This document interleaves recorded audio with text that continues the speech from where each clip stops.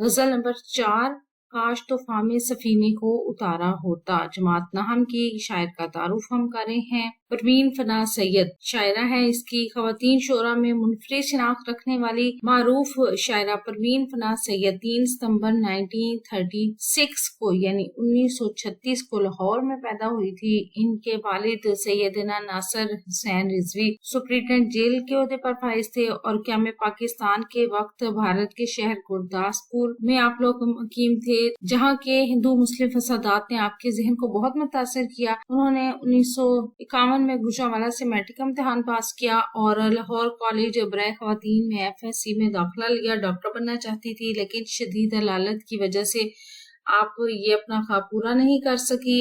ڈاکٹروں نے کیونکہ انہیں دماغی کاموں سے دور رہنے کی ہدایت کی تھی۔ آپ نے شادی کے بعد BA کمپلیٹ کیا یعنی مکمل کیا۔ پروین فنا سید نے 15 سال کی عمر میں ہی شاعری شروع کر دی تھی اور دا جعفری اور فیض احمد فیض سے وہ اپنی شاعری میں اصلاح لیتی تھی۔ آپ نے طویل علالت کے بعد 21 اکتوبر 2010 کو کراچی میں وفات پائی۔ حرف وفات تمنا کا دوسرا قدم، لہو سرخ ہے اور یقین ان کی مشہور تصانیف ہے۔ ویڈیو کیسی لگی چینل ضرور سبسکرائب کریں، ویڈیوز کو لائک اور شیئر کیجیے، کمنٹ کر کے بتائیں مزید کون سی ویڈیوز دیکھنا چاہتے ہیں۔ اپنا اور اپنے پیروں کو رکھیں ڈھیر سارا خیال۔ اللہ حافظ۔